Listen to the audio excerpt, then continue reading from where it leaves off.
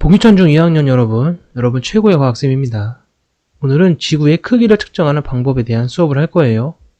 2학년 첫 수업, 첫 주제이니만큼 잘 들어주시길 바랍니다.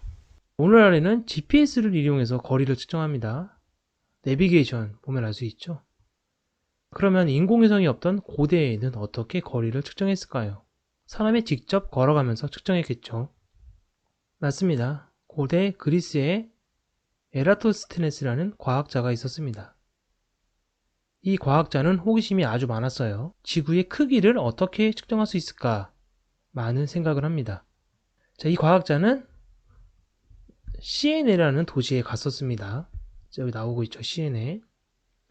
자, 그곳에서 우물을 보게 됐는데 그 우물에 선명하게 비친 태양의 모습을 봅니다. 자, 우물이 이렇게 있으면 이 우물에 비친 태양을 봅니다. 근데 그 태양이 정확하게 우물 꼭대기에 이렇게 떠 있다는 것을 봅니다. 우물에 선명하게 비친 태양의 모습을 본 에라토스테네스는 태양이 선명하게 비치는 이유는 우물 바로 꼭대기에 태양빛이 내리쬐고 있었기 때문이라고 생각을 합니다. 그리고 여기서부터 지구의 반지름을 측정하고자 하는 아이디어가 떠오르게 됩니다. 그는 시에네에서 태양빛이 수직으로 내리쬐고 있다면 같은 시각 알렉산드리아라고 하는 도시에는 태양빛이 비스듬히 내리쬐고 있다고 생각을 합니다. 지구는 둥그니까 그런 생각을 했던 것이죠.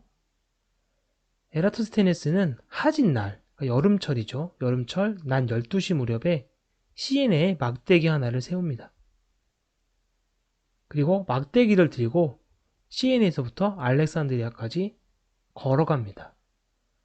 오랜 시간을 걸어서 알렉산드리아에 도착한 그는 걸어온 발걸음 수에 한 번 걸을 때 발걸음의 폭을 곱해서 알렉산드리아와 시에네까지의 거리를 측정합니다.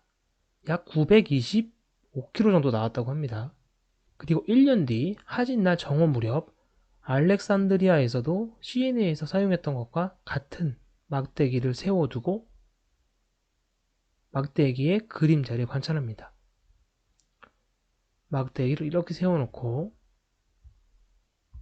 태양빛이 내리쬐 때 그림자를 관찰하는 거죠. 햇빛이 비스듬히 내리쬐고 있으니 그림자가 생기겠죠.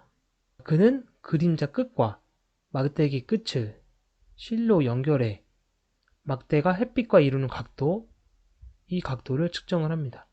여기서 아주 중요한 가정이 하나 나옵니다.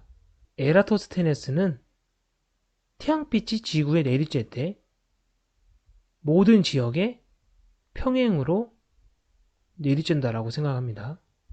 즉 햇빛이 지구에 내리쬐 때 이렇게 오거나 이렇게 오거나 이렇게 오거나 이렇게 오거나 하지 않고 책에서처럼 똑같이 평행이 되도록 내리쬐다라고 생각을 합니다. 즉 가정을 한 것이죠.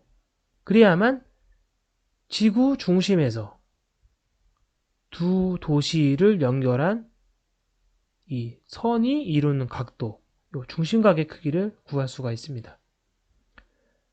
그림을 보면 두 도시 사이의 중심각의 크기와 막대가 태양빛과 이루는 각도, 세타의 크기는 서로 같습니다. 여러분들 수학에서 엇각이라고 배웠죠. 엇각 관계이기 때문에 같습니다. 그리고 그 당시에 알려졌던 수학 지식을 적용합니다. 부채꼴 호의 길이는 중심각의 크기에 비례한다. 중심각의 크기가 커지면 호의 길이도 길어지므로 중심각의 크기가 360도가 되면 호의 길이는 결국 지구 둘레의 길이, 이 원의 원주가 되는 거예요. 이렇게 비례식을 세우면 책에서 나와 있는 이 공식을 얻을 수가 있습니다.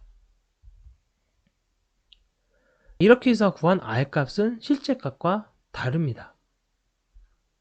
에라토스테네스가 구한 지구 둘레는 약 46,000km고 실제 지구 둘레 길이는 약 40,000km이다.